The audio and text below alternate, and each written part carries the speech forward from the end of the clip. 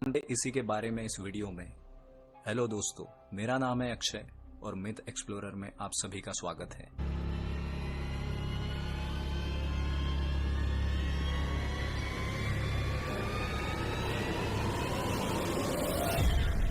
दोस्तों, ये कहानी है कुचिसाकी ओना की।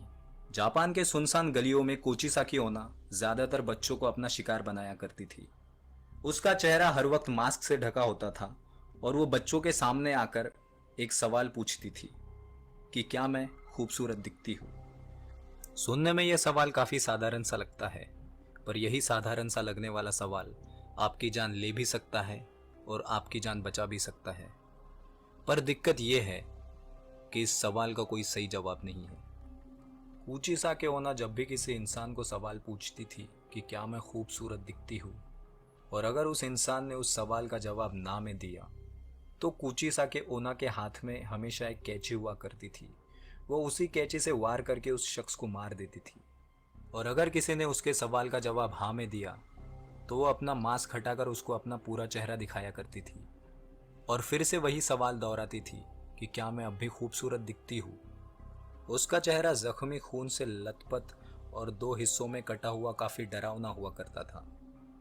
ये चेहरा देखकर कोई इंसान का जवाब अगर ना में होता तो भी कुचिसाकी ओना उस इंसान को कैंची से मार देती, और डरावना चेहरा देखने के बावजूद भी किसी का जवाब हाँ में होता तो कुचिसाकी ओना उस इंसान का चेहरा भी एक कान से दूसरे कान तक चीर कर उस इंसान के चेहरे पे भी ठीक वैसा ही घाव बनाती जैसा उसके चेहरे पे था, और इसी घाव से उस इंसान की मौत हो जाती।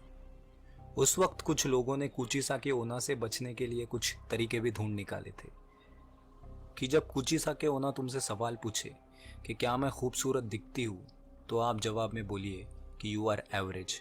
ना ही तुम खूबसूरत दिखती हो और ना ही तुम बदसूरत। इससे कुचिसाकी ओना कंफ्यूज्ड हो जाएगी और तुम्हें भागने का मौका मिलेगा। दूसरा तरीका यह था कि जब कुचिसाकी ओना आपके सामने आए तो आप उस पे सिक्के या हार्ड कैंडी फेंक दो, तो वह उसे चुनने लगेगी और आपको वहां से भागने का मौका मिलेगा। 1970 के दशक में कुचिसाकी ओना का डर जापान में इस कदर फैला था कि लोग अपने बच्चों को घर से बाहर भेजने के लिए भी कतराते थे, और तो और उन्होंने अपने बच्चों को स्कूल तक भेजना बंद कर दिया था। इसी को देखते हुए जापान गवर्नमेंट को स्कूल के बच्चों को पुलिस प्रोटेक्शन भी देना पड़ा था। अब इतना सब सुनने के बाद आप सबके मन में एक सवाल आ रहा होगा कि कौन है ये कुचिसाकी ओना और ऐसा ये क्यों कर रही थी। इन सभी सवालों के जवाब हमें जापान के कुछ पुरानी कहानियों में मिलते हैं। कुचिसाकी ओना से जुड़ी दो कहानियां हैं। पहली कहानी में यह बताया गया है कि कुचिसाकी ओना अपने दांत के सर्जरी के लिए एक औरत के पास जाती है और वह औरत कुचिसाकी ओना की खूबसूरती से काफी जेलस होती है। इसीलिए सर्जरी के दौरान वह कुचिसाकी ओना का मुंह एक कान से दूसरी कान तक चीर देती है और कुचिसाकी ओना की वहीं पर मौत हो जाती है। तो वही दूसरी कहानी में हमें यह सुनने को मिलता है कि कुचिसाकी ओना एक बहुत ही खूबसूरत औरत हुआ करती थी और उसे अपने खूबसूरती पर काफी गुरूर था। उसका पति एक समुराय था और उससे बेहद प्यार करता था। एक दिन उसका पति युद्ध लड़ने युद्ध में गया। काफी समय बाद जब वो युद्ध से लौटा तो उसने कुचिसाकी ओना को गैर मर्द के साथ एक आपत्तिजनक स्थिति में पाया। गुस्से में लाल होकर उसने अपनी तलवार निकाली और एक ही वार में उसने कुचिसाकी ओना का मुंह दो हिस्सों में चीर दिया। और उसने कुचिसाकी ओना से पूछा कि अब भी तुम्हें अपने चेहरे पे उतना ही नाज है, और वो वहां से हमेशा के लिए चला गया।